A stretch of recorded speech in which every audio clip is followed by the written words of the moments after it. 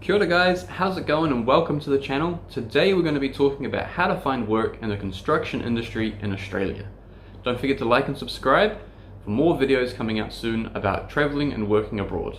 Now let's get into the video.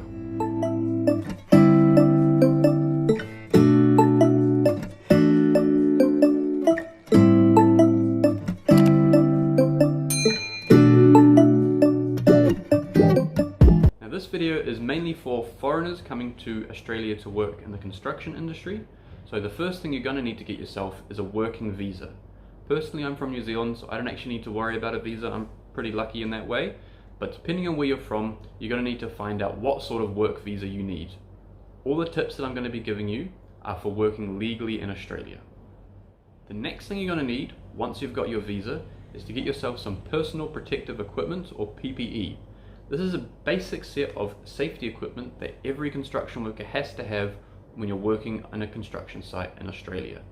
It consists of a hard hat, some safety glasses, safety gloves, a high-vis vest, and steel-cap construction boots. You can get yourself a full set of this gear for usually less than $100. If you're on a budget like I was when I first arrived, I bought the cheapest, nastiest gear that I could find just to get myself working as quick as possible. The boots that I got, they were about $50 from a place called Target.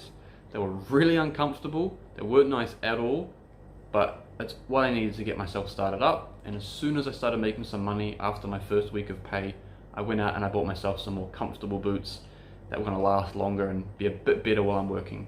You're going to be walking around a lot most likely, so you want to get yourself some decent boots when you can afford it.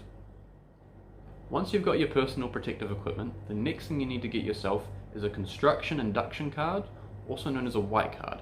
It looks like this. It's a simple license that you have to get yourself to work in any construction site in Australia.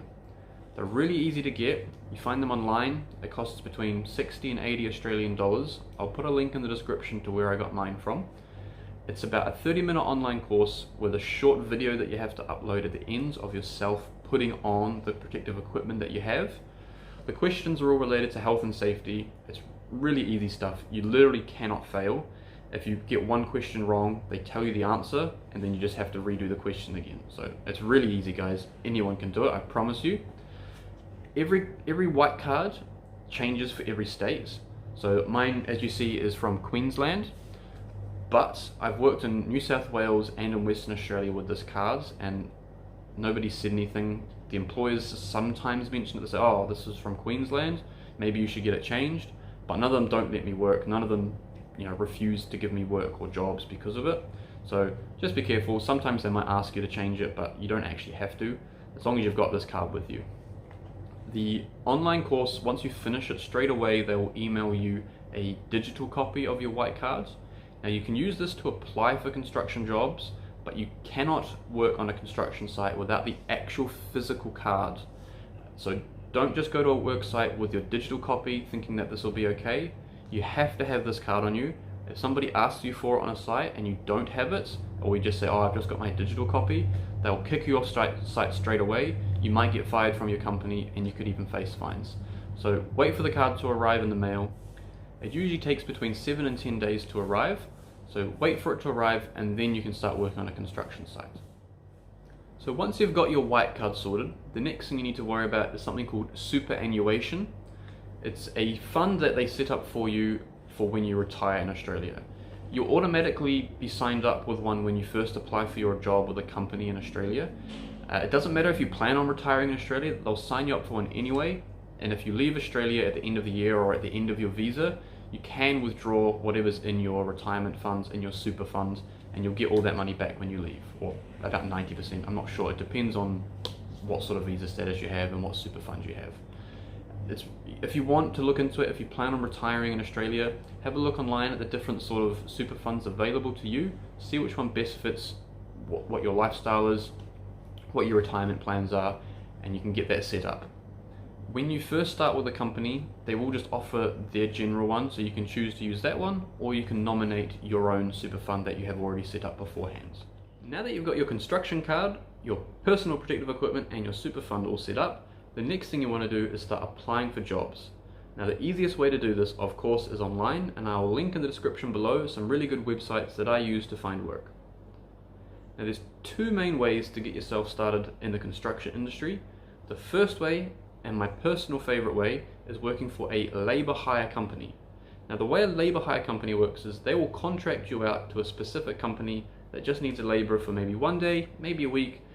You could be doing absolutely anything from sweeping floors, cleaning up rubbish, lifting bricks, helping a tiler lay tiles. It could be absolutely anything, and that's part of the reason I enjoy it the most, is that every day is different. You never quite know what you're going to be doing. Sometimes the work can be difficult. Like I said, lifting bricks, I've done lots of days where it's 10 hours of straight lifting bricks back and forth non-stop, and that's not very fun. It is hard work, but I've had other days where I've done absolutely nothing for 11-hour night shifts. The best job I had was working in an elevator. I sat in the elevator for 11 hours pushing up and down while other people loaded and unloaded that elevator. So maybe you'll get lucky and you'll get a job like that. The only downside for working with a labor hire company is that you're a casual worker, and as a casual worker that means you're not guaranteed to have any work. They don't have to give you any work if they haven't got any work. So personally for me, I've never really had a week where I've worked less than 3 days, but I've met people that have really struggled with labor hire. They've only had 1, maybe 2 days a week, which can be bad. Keep that in mind. You might not get as much work as you think, even if the labor hire company says, oh, we can guarantee you work, we've got lots of work coming in at the moment. Just be aware. And the other good thing about working for a labor hire company is they will hire almost anybody. Even if you've got no experience whatsoever, they're likely to hire you. Now the second way to find work in the construction industry is with a construction company. Now this is a bit more difficult to get into if you've got no experience whatsoever. Generally a company will prefer to hire somebody who's had at least a year of experience working as a labourer or working as a concreter or whatever they're hiring you as. They want to see that you've got experience, and sometimes they like to see that you've got licenses or other tickets like traffic management or first aid certificates, whatever it may be. But with a construction company, if you're working for them, usually you're getting a contract, which means you'll either be full-time or you'll be contracted to work a certain amount of hours per week. So it's a little bit more reliable.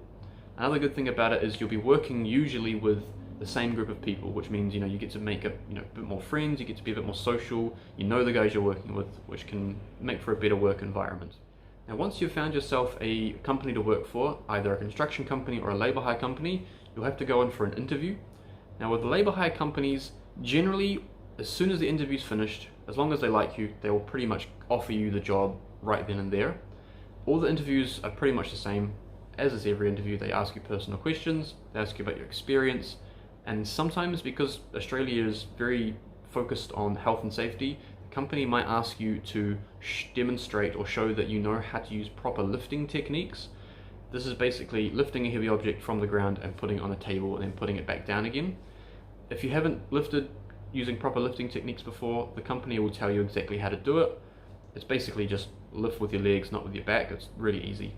Once you've had the interview and you've signed the contract, usually with a labour hire company, they'll give you a message in the next couple of days or the next week or so saying, hey, we've got this job, do you want to take it? If you're wanting to work that day or work that job, you say, yep, I'll take that job. As I said, it might be 1 day's work, it might be 3 days work, you might get lucky and get 2 or 3 months worth of work.